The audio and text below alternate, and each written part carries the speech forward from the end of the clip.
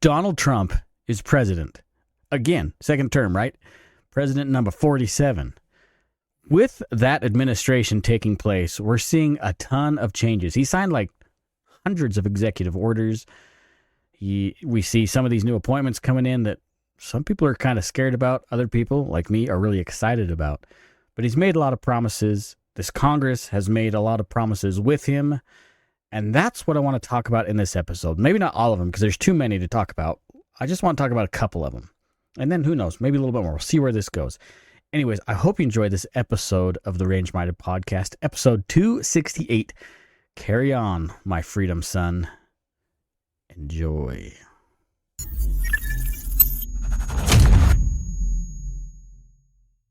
The Second Amendment of the Constitution guarantees the right of American citizens to keep and bear arms. We know that. We understand that. With that, there's a lot of complications, right? There's a permitting process for some states. There's some states that are constitutional carry. And then there's other states that say, hell no, guns are scary. We're super lib. Because of these different dynamics of every state laws, city laws, that kind of thing, carrying from state to state can get pretty cumbersome. And honestly, there's a lot of folks that have fell prey from going from one state to the next and not understanding those state laws. Obviously, as we travel, we should understand the laws of which state we're traveling to when it comes to carrying a firearm. But what if concealed carry, the Second Amendment, your right to keep and bear arms, your right to self-defense, self-preservation, just imagine if that carried from state to state just like your driver's license. That's an interesting thought, right? Well, let's just say we have somebody working hard to represent his peeps up there in Washington. Richard Hudson, I think is his name. Yeah, Richard Hudson from North Carolina. That's right. He's just introduced a national reciprocity. Now, one of Trump's promises during his campaign season, I don't know, the last 4 years of him campaigning, basically, he's promised that gun owners are going to get a fair shake. I know he doesn't have the best track record if we look straight into his last administration. There were some definite gun issues, right? We know that. We understand that. We lost some freedom. In fact, he enacted more gun control than Barack Obama, but that's beside the point. But one of his campaign promises was national reciprocity. Well, Mr. Hudson from North Carolina just said, okay, let's make this happen. So on January 8th of this year, Mr. Hudson introduced H.R. 38, and it's I'll have to read it here on my notes, Constitutional Carry Reciprocity Act. So this is great. Let's dive in to see exactly what this is. Talk about, I'm going to have to refer to my show notes because I'm dumb. But I want to make sure I'm concise. I want to make sure you get the information that I jotted down here. So one of the things, number one thing that this act gives or guarantees or provides for the U.S. citizens, individuals with state-issued concealed carry licenses or permits will be allowed to carry concealed firearms in any other state that permits concealed carry. This means as a permit holder, man, my headphones are acting up. I don't know if hopefully it's my headphones. They're cheap, This means that the concealed carry holder's permit is good. And you get your concealed weapons permit in whatever state that you reside. And that permit is recognized in every state. I get it. I understand that the Second Amendment is your permit, right? I understand that. But in reality, states don't see it that way. And I'm still not quite sure how I feel about it. Yes, I understand that the Constitution guarantees that right. If actually the Constitution doesn't, it fortifies. God guaranteed that right. The Constitution just puts the limits on the government from impeding on that right. Okay, we got to make that completely clear. I understand that. But some states are concerned, and I get this, I understand this on an educator side of it. Sometimes it's concerning to allow everybody to carry a gun. I get that. In fact, I've had that argument when Idaho went to a constitutional carry state. I talked to the representative that introduced that bill. I had a sit down with him. It was before the podcast, so I might have that video somewhere. I don't think I do. But I talked to him about it, and he said, Steve, listen, you can't regulate a right. And he's 100% correct. So I had to kind of rethink my thoughts about that. But again, as an educator, I understand that permits kind of help keep the riffraff out, be that as it may. I know that kind of puts a dichotomy in my own thought process because the rights are guaranteed and you can't regulate a right. But I understand. Let's just put it that way. But needless to say, if you get a permit in the state that you reside, it doesn't mean that your state laws are the same as the state that whatever states that you're going to. You still need to understand, you still need to take up the responsibility of whatever those states require. Now, I know that sounds kind of messy, and I'm not quite sure how they're going to fix this, but I would imagine there still has to be some kind of compromise to these super anti-gun states to allow recognition of these permits. So I'm not sure how that all works out. I'm sure it's going to get hammered out. But nonetheless, if you travel to another state, you still have to adhere to those state laws. From what I understand, they're not going to create a national concealed carry permit, which would be interesting if they did. And maybe that is the route that they end up going, but I'm not sure if that's going to happen that way. And obviously, as the name states, reciprocity, your permit is going to be recognized in constitutional carry states as well, or, whatever that may be. So that's nice. That's nice to understand that, hey, if you go from one constitutional carry state to the next, that should still be covered. Again, I'm not quite sure how each one of these states are going to be comfortable with this, how they're going to accept it. But again, if you look at it as a driver's license, I mean, you're just still obeying those state laws, which are pretty much the same across every state when it comes to driving. But driving is a right, by the way, not a guaranteed, a privilege. Sorry, driving is a privilege, not a right. You know what I'm trying to say. And again, one thing that this proposed law does not do is set standards for every state to adhere to. It still respects the sovereignty of each state, which is important because each state is an experiment, right? So it wouldn't be fair for the feds to say, you have to recognize this, this, and this. But hopefully, as each state is willing to adopt, or I guess they're going to have to, recognize the national reciprocity, that maybe these gun laws will equalize on the freedom side, on the citizen side of each state. So we'll see. It's going to be interesting how this is going to be argued and how it gets played out. Now, it's pretty obvious to understand that a lot of pro-2A organizations are for this. Obviously, groups like the NRA, the NSSF, the GOA, and others are in support of this idea. And I'm sure that the state-level organizations, which you probably should belong to, if you're living in a state, which I imagine you are, you should probably be supporting the state-level gun rights organizations. All of these have made positive murmurings not the right word, right? Because that sounds negative. Positive rumblings about the possibility of this law. So hopefully with organizations like that have especially GOA and Firearms Policy Coalition, if they stand behind this and they have quite a bit of clout on the legal side of things, protecting your rights, this really might make a difference. Plus, some of these organizations also have, of course, they're lobbyists, but they still have some sway on the legislative side of things. And if they can get into the president's ear, or some of the upper echelons of leadership within the House, this really could make a huge difference for your rights across the country. Now, this isn't the first time that Representative Hudson has proposed this kind of a thing. In 2017, almost the exact same bill passed the House, but in the Senate, it stalled out, obviously because we had a divided leadership. But this new introduction in 2025 has a lot more support. Obviously, we won the House and the Senate during the election, plus the presidency, so we have a lot of influence on both sides. Now, there is some bipartisan support. I guess one Democrat's like, yeah, okay, let's make this happen. But I imagine when we get, again, to these liberal states, there's going to be a lot of pushback, especially states like Illinois and California, New Jersey, New York, those kind of places. There's probably going to be a lot of resistance when it comes to this. But we also have control. And the vice president is able to break the tiebreaker vote in the Senate, right? So there's a lot of things that could happen here. I imagine there's going to be some compromise. And every time we think of compromise, it's always like, okay, what are we giving up to keep the lefties happy. That seems like what compromise has been over the last few years. But I don't know if it's going to be that way this year. Again, there's a lot of excitement with this new administration. Popular vote and the collegiate vote, right? He won everything. President Trump is very popular right now in the United States. Because of that, and having control of House and Senate, I think we're going to see a lot of movement as far as pro-gun rights. At least I'm hoping so. And national reciprocity, I think, is the first real step we need to take to help citizens gain their rights back.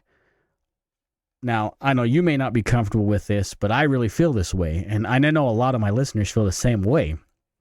But there's always one or two out there that get a little uncomfortable when comments like the Second Amendment is made to restrict tyranny, which I truly believe is exactly the purpose. I mean, the founders came from a place where they were fighting for their right to survive, not just to hunt, not just to bring food onto the table, but to fight against the British, who at the time was the largest military force, the juggernaut, the giant in the room, and a bunch of ragtag backwoods hillbillies put them in their place.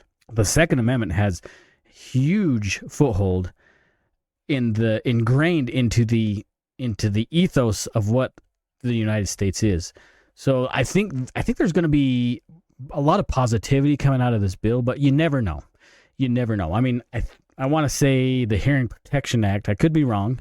Maybe it was the National Reciprocity thing that in 2017, but it was going to get voted on, and then Las Vegas happened, right? And then we had a lot of resistance, and that's when we lost bump stocks. Even though I don't know if bump stocks were used, I wasn't there. I didn't investigate any of this. I don't know.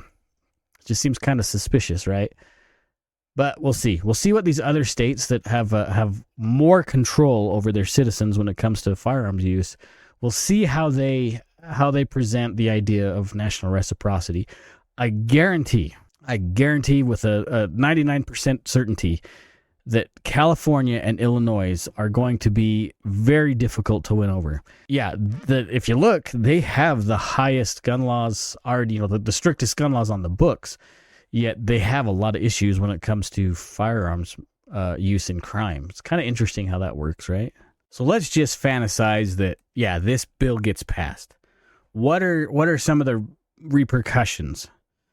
Well, let's look at it this way. So, for example, I live in Idaho, and I want to travel to California or New Jersey or Illinois.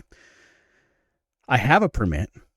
Even though Idaho is a constitutional carry state, I still wanted to get the permit for lots of reasons. I think it's a good idea to have a permit for lots of reasons, especially when it comes to buying more firearms. It makes it a little bit easier because the background check has already taken place. It saves a lot of time. Now, if I want to travel to California, they may recognize my permit, but I still have to adhere to their laws. We already kind of talked about this. Same thing if I go to New Jersey or New York or Illinois. I imagine those states have to change the landscape of those laws to allow citizens from other states to come in and carry. Maybe it's magazine capacity. I don't know. I'm not quite sure. I don't live in those states. I'm not one of those legislators in those states. But conversely, if a resident from California wants to travel through Idaho, now they still have to follow the same laws. They can't just assume, well, Idaho is a free state and I can do whatever I want. For example, it's illegal, and this one blows my mind. It's illegal in the state of Idaho to drive with your concealed carry on your person. It's against the law. Stupidest law ever. But I can have it in my little glove box or a little, jockey box in between the seats or whatever. That's fine. I just can't have the gun in the holster inside my waistband, which totally is the stupidest law I've ever heard. But it's still a law. So they have to adhere to that, unless that gets changed, which it better. It needs to.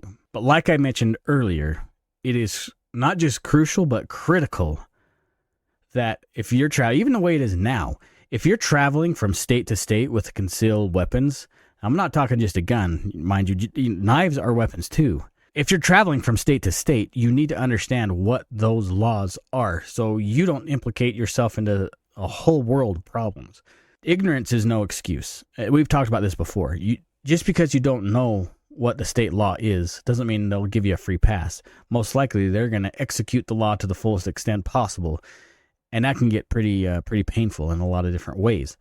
So you need to understand what those states' laws are. Hopefully, with this National Reciprocity Act, a lot of those laws get kind of blanketed and leveled out where there's a lot less confusion traveling from state to state, much like the traffic laws are now, where pretty much you look and see at a traffic sign, you know what that means, and you obey to it. I'm hoping this is how it works. I don't know exactly if it will. Probably not, because some of those loonies in those states really freak out. But it'll be exciting to see, and we'll keep our eyes peeled on it. The Constitutional Carry Reciprocity Act, I think that's what it's called, has a lot of exciting implications for the sovereign citizen. Boy, I hate those people, actually. No.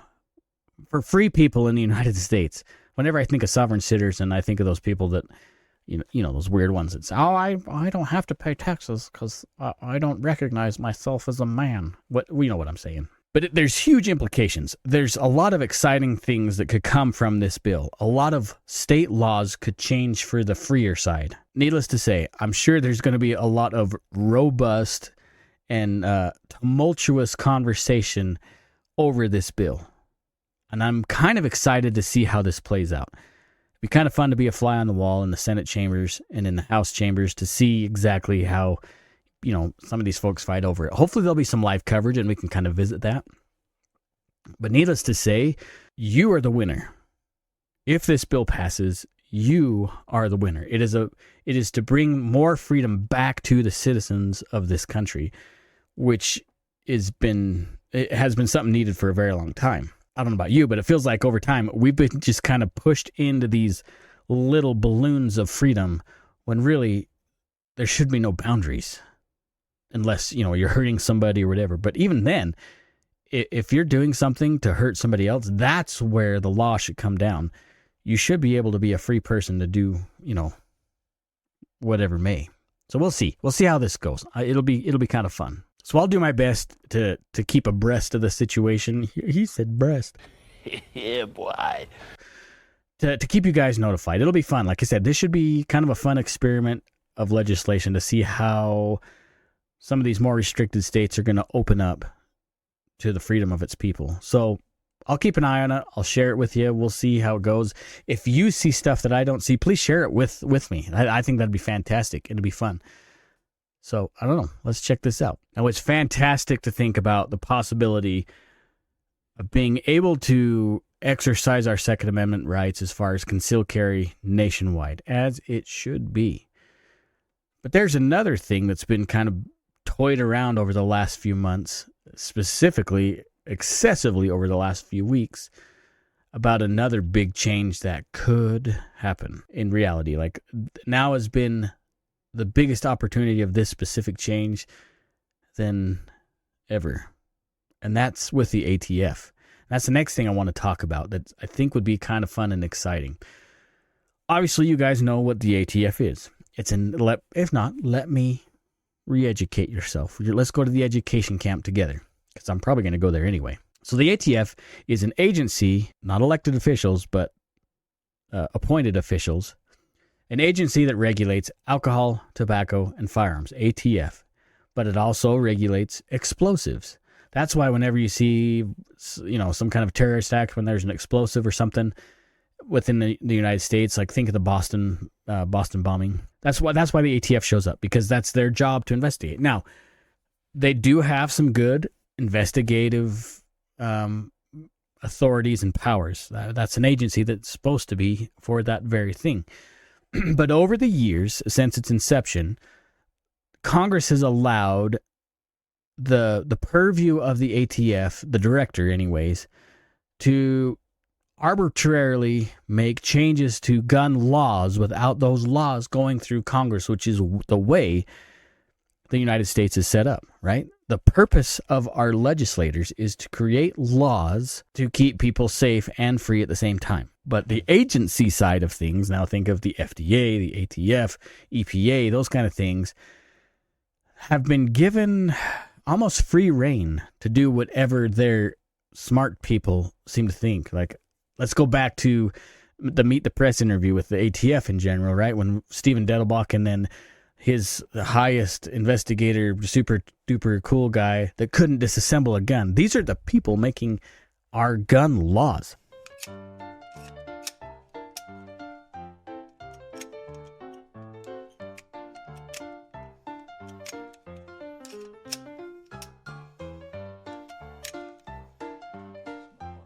The people that are making gun laws that don't really understand firearms are the ones making these regulations, these rules, these basic laws without the purview of Congress, without Congress saying, yes, this is what it is, or no, this is what it isn't. Now, I don't know. Stephen Dettelbach, he was the ATF director. He recently resigned, not designed. He designed a lot of things, but he also resigned. I'm tired. He recently resigned before Trump became president, which obviously that had something to do with it because he's a wiener. Like Stephen Dettelbach, he's just a peach.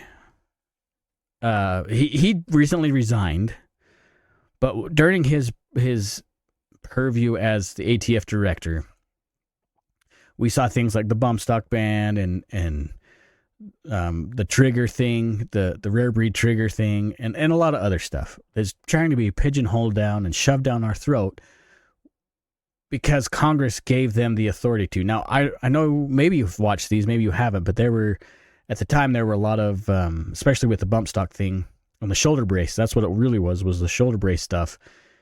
He got pulled in front of Congress. They asked him a lot of questions, and honestly, he couldn't answer a lot of the questions that Congress was asked, especially the pro 2A representatives. They were asking him like, well, what is an assault rifle? And he says, well, what does the law say an assault rifle is? That kind of thing. He wouldn't answer any questions. He would just refer them to the law as to say, hey, I can't make laws. You have to create the laws and I'll enforce them. Even though they've already arbitrarily made all these rules without Congress's approval, he also wouldn't say, hey, I need to define what these are. This is what the definition is, because he knew it was going to pin him down on something that was not really approved. He's not an idiot. He's a moron, but he's not an idiot. He understood exactly what he's doing. So anyway, here we are, the ATF, directorless. We're hoping we get an amazing ATF director. We should see. I don't think it's going to be Brennan Herrera, by the way. And maybe that's better that it's not him. I don't know. That's besides the point. But now here we see the ATF is really an obsolete agency. We've gone from the NFA from the 30s to the ATF coming into play, what was it, 70s, 80s. There's a long span just between there that there was a lot of taxes being collected, right? Well, from the 80s, really from the 90s, well, maybe more like 2004 when the assault weapons ban expired, till now. I mean, there's been a lot of suppressors purchased. There's been a lot of Form 1s, Form 4s, right? All this stuff has been done, and a lot of revenue's been collected. This is where I see the biggest stopping point, or the hardest way to abolish ATF is because of the revenue that's been collected. I mean, millions and millions and millions of dollars. But the laws are just rules that the ATF's generated. They're not really laws. The ATF says, hey, this is an assault weapon. This is a short-barreled rifle, and that's just the way it is. And our rule has the full weight of the law behind it. Well, how's that fair? Congress didn't really vote on this. Why are you changing it? The arm brace. That's probably better. That's probably a better analogy because I think Congress did actually say SBRs is, this is the definition. But when it comes to arm braces or bump stocks or rare breed triggers, Congress allowed the ATF to make these rules without the weight of Congress making them a law, and then allowed the ATF to enforce these things, which are completely arbitrary. Completely arbitrary. Is it time for the ATF to go? I guess that entire monologue was just to say, should we abolish the ATF? That would have been faster, right? That would have saved you, 10 minutes? Maybe not quite 10. Is it time to get rid of the ATF?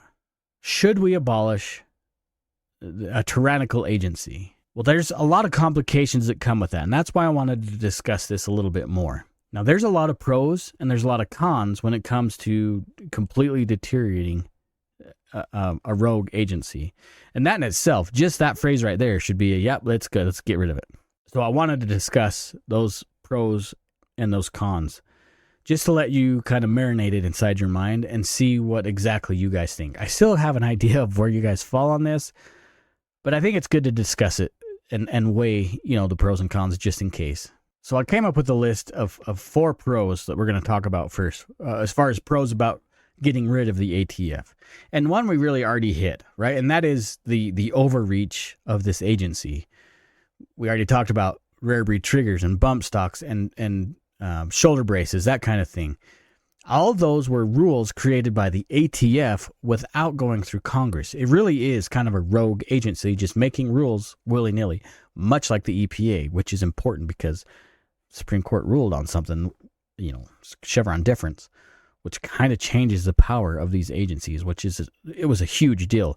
Despite when I think the ruling on Chevron deference is a big, big deal when it comes to agencies like the ATF or the EPA or the FDA for that matter. So number one biggest pro is getting rid of an agency that completely does its own thing without the purview of Congress. All right, number 2 on my list, and this one always gets people riled up, especially pro 2A people or really anti-gun people, like both ends of the spectrum get really riled up about this, but it's a big deal. The ATF in its history, it has not been free from some major controversies. You don't believe me? Well, let's talk about Ruby Ridge or Waco or Fast and Furious. The agency has done a lot of really deplorable things, all under the guise of, hey, we got to follow these laws. Those people had stuff they weren't supposed to have. Ruby Ridge, I live in Idaho. Ruby Ridge took place in northern Idaho in the 80s.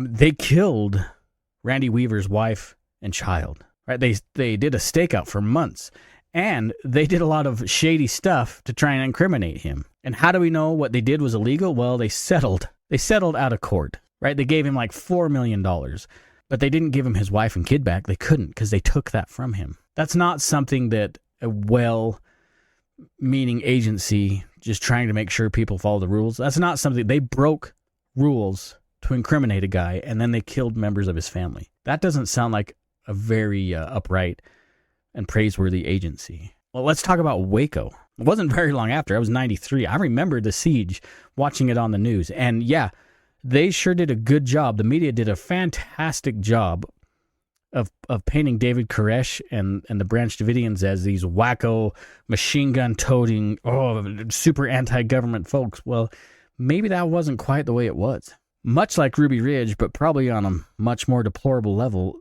they killed a lot of people, all for the sake of keeping people safe. Are you kidding me? You burned people alive. That's pretty gross. And that should piss a lot of people off. Do some digging into Ruby Ridge. Do some digging into Waco and find out what really, really happened. There's a lot of good books and documentaries on them out there. The ATF, they got their hands bloody on both of those. Okay, 2 examples. What? Fast and Furious was just as bad? Yeah. Fast and Furious was disgusting as well. Here's the government under Obama and Eric Holder.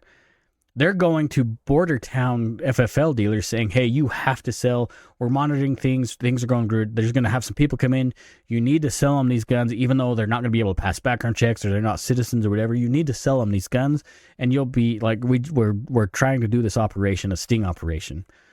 Sure, these FFL dealers say, okay, yeah, we'll make it work. As long as, the feds say it's okay. Yep. Eric Holder's buddies say, yeah, you're protected. We need to do this. Allegedly. So, yeah, some of these dealers transfer guns to people that aren't allowed to have guns, including fully automatic weapons, by the way. Well, it turns out that Eric Holder, the Department of Justice, decided to throw the book at the FFL dealers because they transferred guns to people that weren't allowed to have them, even though, hey, you're going to be safe. Nope, just kidding, you're not. So they traffic guns to the cartels. The American government, Barack Obama is solely responsible for this, and his homie Eric Holder. They traffic guns to the cartels across the border. Totally illegal. This is documented. Like, this isn't just some kind of a conspiracy theory that I wear with a tinfoil hat and talk about. No, this really happened. And to make things worse, those guns were used in a lot of crime that took place across the border, including killing border agents. Barack Obama is directly responsible for having federal agents killed with an illegal gun operation that he approved, and the DOJ made the FFL dealers go for it, and the ATF was totally involved in this. So there is obviously some big deals with the ATF, some major red flags, if you will, that agency should not be allowed to govern what goes on. Like they've made some major issues. I'm not going to call them mistakes because they were cognitive decisions by this agency. That's not a mistake. That's a choice. Just those three in itself should be enough to be like, screw this agency. And I'm sure there's other things. In fact, I remember hearing rumblings. I'm going to have to do some digging, but I remember hearing rumblings that Operation Fast and Furious wasn't the first time that the government had done something just like that happened before. I'm going to have to do some digging. I can't remember where I heard that. So that might just be hearsay, as this is. So there's number 2. The agency is not capable of keeping their own people on a leash. And the number 3 thing on this list of pros about getting rid of the ATF is redundancy. And I know Trump has been all about this, like firing tax agents and all this stuff, like all this glut of spending that the government does. Now, as far as redundancy, the ATF, yeah, it does a lot of things. It has a lot of resources to look into explosions and gun trafficking and that kind of stuff. So do the local agencies and the FBI. Like they all kind of do the same thing. So by gutting the ATF or completely abolishing it, it's not that we're going to lose investigative power. Other agencies have the ability to step in. And that's really already what happens. The FBI and state police and sometimes the sheriff's detectives, like they're already doing the same thing that the ATF does. It's just the ATF has a bigger umbrella, right? They have more jurisdiction. But so does the FBI. So there's a redundancy of work being done when really some of these other agencies could totally pick up the slack and, save the American people a lot of money. So redundancy, that's another reason to get rid of it. All right, number 4 on the list is there's a lot of restrictions that the ATF has imposed through their rulemaking on the American public. Now, I remember, I guess I don't remember, but I'm old enough to know when there really wasn't a background check system there, right? NICS wasn't really a thing until the 90s. In fact, before that, before I was born, you could mail order whatever you wanted and have it delivered right to your doorstep. When I was a kid, boys my age in high school, they would have gun racks in the back of their truck with their rifle in the school parking lot. No issues. The ATF has been really, really good at creating burdensome rules to a law-abiding public. So let's look like the NFA, for example. Now, I know that was created in the 30s and it was voted on by Congress, but we're talking short-barreled rifles, short-barreled shotguns. Why? Why the short-barrel stuff? Why is that so hard? Well, they said back then it was a gangster thing. Whatever, babyface Malone's going to show up with his Tommy gun and shoot up a bank or whatever. But there's a lot of underlining things that was going on at the same time. Prohibition, mobsters were all over the place, fighting against the laws that the government was creating, and then they created more laws to keep these gangsters from doing whatever. Yeah, there was a lot of violence, and I totally get it. They were breaking the law. But law-abiding citizens were being hurt as well. Suppressors, for example. You're telling me that I can't make my gun quieter, so I'm going to risk losing my hearing because of a law that was enacted in the 30s? That's stupid. It was almost 100 years ago. It's not like super quiet. Like it's not invisible. It's not an invisible sound signature. It's still going to make noise. But I could help protect my hearing in the meantime. That should be a public safety thing. We should want suppressors on our firearms. In other countries, it's uncouth to hunt without a suppressor. And those are countries that have draconian gun laws. We're supposed to be the free country, the bastion of firearms freedom, and we're not allowed to put a suppressor on our gun unless we get an okay from the big guy, right? That's so stupid. So these gun laws are restrictive on law-abiding people, while we're seeing thugs out there with Chinese knockoff Glock switches shooting up their neighborhoods in gun-free states, right? Well, they have their most restrictive gun laws, but these thugs are going around shooting up neighborhoods in these states with the most the most gun control. It makes no sense. Almost like criminals don't obey the gun laws, but the law-abiding do. So it puts on this burden for people that are trying to be good kids. It puts the burden on them. That's a little unfair and stupid, honestly. Now, because I have to play a little bit of a devil's advocate, because I want you guys to actually think about the what-ifs of abolishing the ATF, we have to look at the side that says, no, we need to keep it. And I came up with a few items that I think, are pro-ATF, if you will. I don't really like the agency. So there's already a bias here. But I'm going to do my best to share these and tell me what you think, about them. Maybe I'm wrong. Maybe I'm right. We'll see. Probably the biggest thing, and even Stephen Dettelbach said the same thing, by abolishing the ATF, we might lose the ability of investigating gun crime and prosecuting these individuals that create, mass destruction or whatever with these firearms. The investigative properties of the ATF are, it's nationwide. We already mentioned that some of these other agencies are duplicating stuff that's already there that the ATF does. But nonetheless, people that are pro-ATF are going to say, we need the investigative properties, we need the prosecution properties of the ATF available so the fullest extent of the law can be executed against criminals. That was the number one thing I came up with. Another thing along that, train of thought is like the tracing program. I remember I worked at a couple different gun stores, and more than once I've had the ATF call and say, hey, we're running a trace on this firearm. We know it came from your shop, which is funny. How do they know it came from the shop if there's not some kind of registry? But that's a different argument, right? Different conversation altogether. But anyway, the ATF is called and said, hey, we're running a trace on this gun. Who bought it? When did they buy it? Does the serial number match what they, that kind of thing. So that does exist. But does it need to? The only thing that really matters is a gun was used to commit a crime.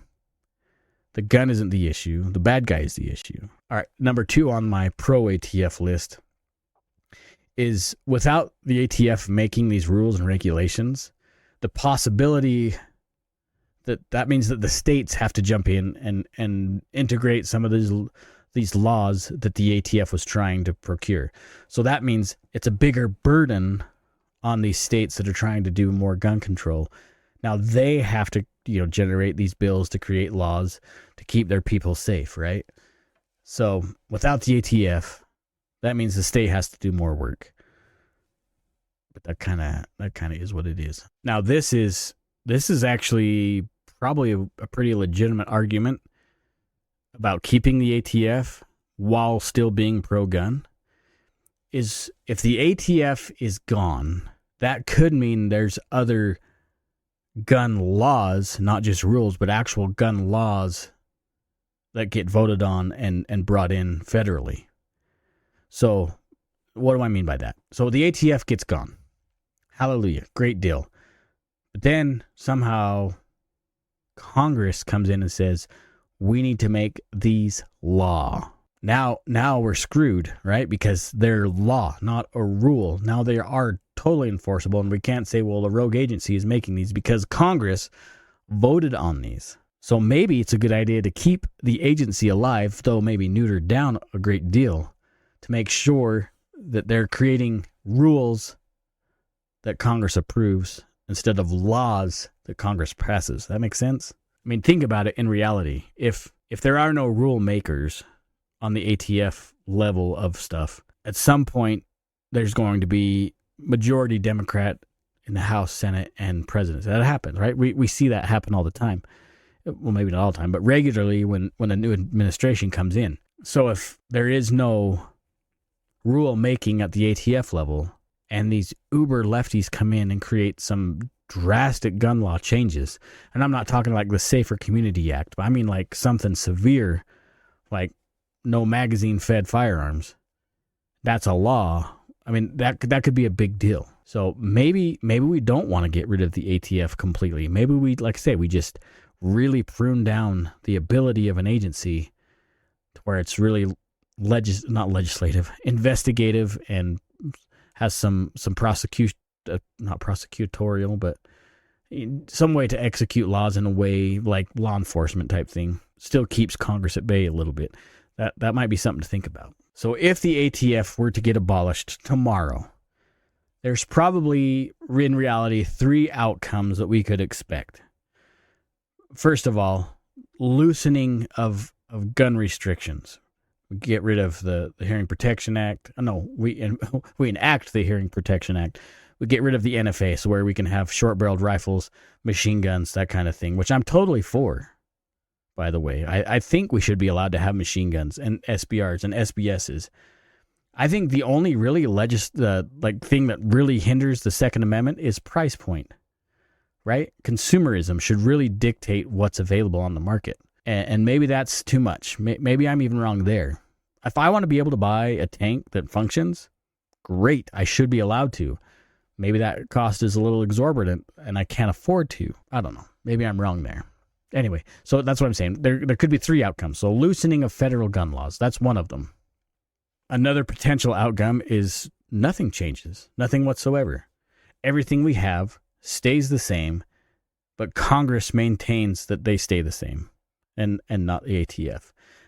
And maybe that's good. Maybe that's bad. I don't know. I still think we need to get rid of the NFA, though. Come on, guys. Scratch our back, too, once in a while. The number 3 thing that we could expect to change is stuff gets drastically worse. Congress passes these terrible gun control laws nationwide, and our rights really get infringed on. Any of these outcomes are possible. We just don't know. That's where, obviously, we have to maintain a quality Supreme Court with people with both perspectives, not all one-sided. I think that's important to make sure that these laws stay free, that we stay free, that the government doesn't walk on our toes and tell us no. What do you guys think? This whole ATF debate is way too complex to talk about, the last 20 minutes we spent on it. There's way more that needs to come into play. Obviously, there's going to be a lot of discussion, and this is on the table, right? This is on the table in this session of Congress. So I'll keep you guys abreast. I'm really interested to see how this plays out, just like the National Reciprocity Act carries out. I'm curious. I would love to see more freedoms available to us as citizens. We should be able to have whatever we can afford, as long as, if there's a crime committed with something, maybe that's how control happens as well. The 20,000 gun laws that already are on the books are actually getting executed and followed through on. That actually might have an effect on gun crime. I know, call me, a wizard or something. That really could be the way things actually slow down. I like the idea of abolishing the ATF, and even I'm not against even really pruning down its power.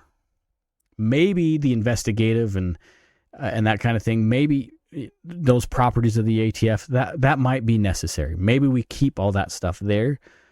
But as far as restricting your rights and my rights of what firearm we choose to purchase, just needs to be out of the question, that we can buy what we want. I mean, seriously, I can buy an AR pistol with a 10-inch barrel. Actually, I can make a pistol all the way up to a 16-inch barrel, but I can't have a 14-inch with a stock. That makes no sense. There really is, there's no difference between it. It's just one is on the naughty list and the other isn't. One is not more deadly than the other. Like, I can have something short and I can have something really long, but I can't have the one in the middle because it's the most dangerous. That is so silly. And that's really not what the NFA, like, they weren't concerned about these short-barreled rifles in the 30s. That's not what the concern was. There was a lot more involved. Like, I don't know, maybe taxation and control. Maybe that was really what it boiled down to. That'd be interesting, right? Anyways, what did I miss? Tell me what I missed.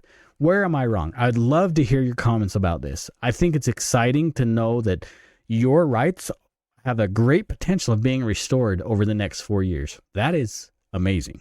I don't know if you guys appreciate how fantastic it really could be. You tell me where I'm wrong. Tell me your thoughts on national reciprocity. Do you like the idea? Do you hate the idea? What are your concerns about it? And what do you really like about national reciprocity? Same thing with the ATF debate. Do you like the idea of getting rid of the ATF? Do you think we should keep some of it? Or do you think we should keep all of it? I'm curious. I'm curious to hear what you guys have to say. Please put it in the comments. Send me an email, text me, whatever. Let me know. I'm really curious. Anyways, gang, that is all I have for you today. I could talk longer, but I want to let you guys go. You guys need free time as well as me. I mean, I still have to edit, and that takes forever for a retard like myself. So that's it. I don't have anything else for you other than this. If you want to help support the show, you can buy a patch at rangemindedpodcast.com. If you want to do something that can support me without spending any money, which is still cool, you can like and share this video. You can hit the notification bell if you want. That'd be great.